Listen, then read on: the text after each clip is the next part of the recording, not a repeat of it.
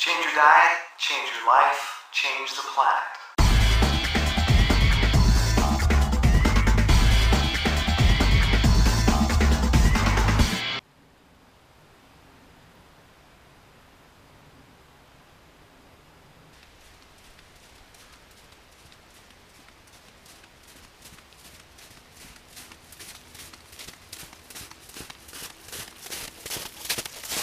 Happy March 15th. Yeah, it's March 15th today.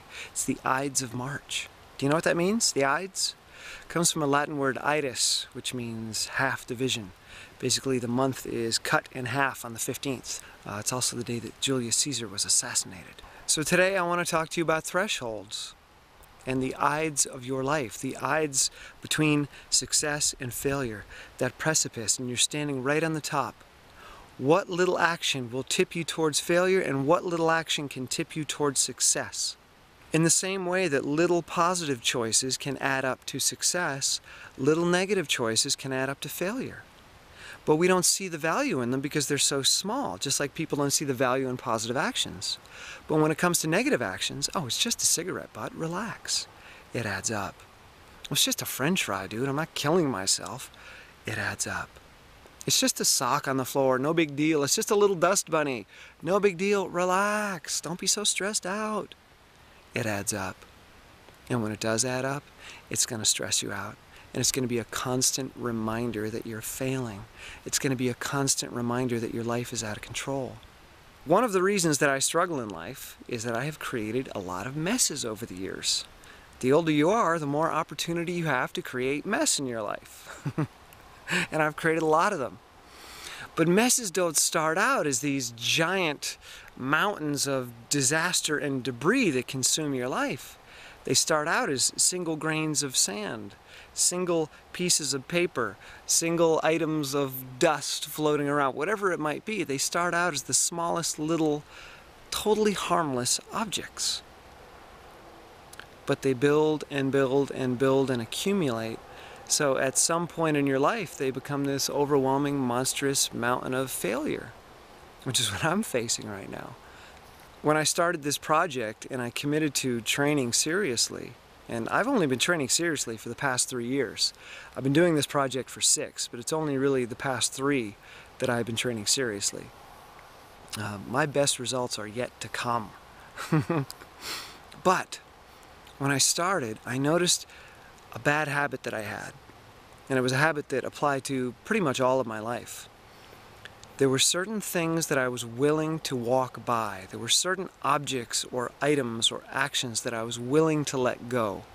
For instance, clothes on the floor. You know, you come home from a workout, you're exhausted, all you want to do is eat and take a nap. It was okay for me to throw my socks and my shirts on the floor. I would tolerate that, it didn't bother me. But I wouldn't take an entire pile of clothes and just throw them on the floor. But individual items were okay, and they would accumulate. I also noticed this with receipts and paperwork. I'm not going to take a giant box of receipts and just pour it all over my desk, but one by one I'll tolerate them individually until they accumulate to be just as big as that pile if I were to dump a box on the desk. And after observing my life for quite some time, I noticed that I had this comfort threshold.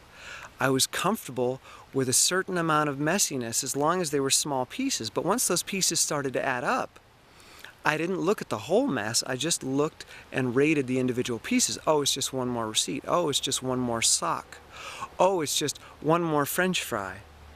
Or, oh, it's just one more cigarette butt being thrown out the window.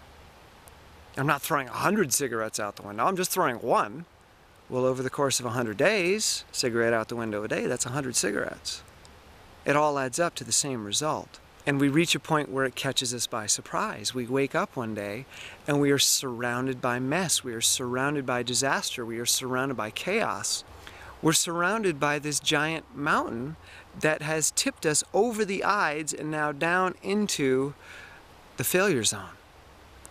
And it's too big to climb back out without help.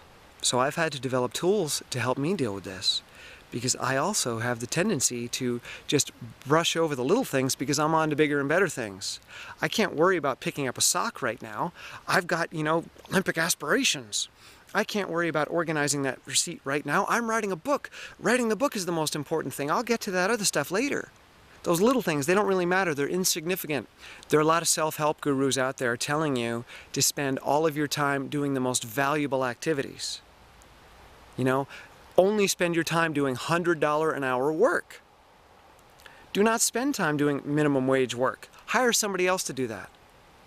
Well, that kind of attitude gets you to bypass, overlook, and just ignore all the little things that are accumulating in your life because they're beneath you. That's not $100 an hour work to pick up socks or to organize receipts. That's minimum wage work. So you overlook it. You don't do it. I only do the $100 an hour stuff. I'm training to win a world championship. I'm writing a book. I'm going to change the world. So I'm only going to do the important stuff. And guess what? All those little things that are beneath you, they accumulate to the point where eventually you're paralyzed by them because you're surrounded in them. You're buried in all the unfinished business in your life, which is something I deal with. I've got a lot of unfinished business, and it crushes me, and it stops me from doing my $100 an hour work. So instead of doing $100 an hour work 5 hours a day, I get to do it 5 minutes a day because I'm surrounded by messes that I have to clean up and loose ends that I have to tie. So one of the things that I've had to do for myself is create tools to help me manage my own tendency to bypass the little things, like making a smoothie. Okay, I make the smoothie and a little bit splatters right behind the blender up against the counter in a place that nobody's ever going to look. I could easily ignore it. It's just a little splotch on the counter, no big deal. You know, I got to go for a run. I don't have time to clean up the kitchen. And I say to myself, I'm the guy who cleans up his messes, no matter how small they are. And then I nod in agreement and I realize, yes, that is the best choice. And then I get a rag and I clean it up. So now, as soon as I'm done making the smoothie, before I've even drunk it, I look at the banana peels and the kale stems and the empty, dirty blender, and I say to myself, I'm the guy who cleans up his messes right away. And I take all the biodegradable stuff and I put it in the compost and I wash the blender before I even take my first sip of that smoothie, because that's who I am, and I remind myself on a regular basis. So try this. Maybe you just shaved in the shower or the sink or whatever and there's little stubble all over. You could leave it there. You could say, oh, I'll clean that up tomorrow. It's no big deal. I'll clean it up at the end of the week. Or you could look at it and realize that's the beginning of a mess. That is the seed of an eventual mess. Look down and say to myself, I'm the guy that cleans the sink after I shave. And then do it with a smile on your face. I'm the guy that uses the toilet brush after I evacuate my smoothie. Or I could just leave the toilet nice and nasty and then you wouldn't want to come over and hang out with me. I give myself a reputation to live up to.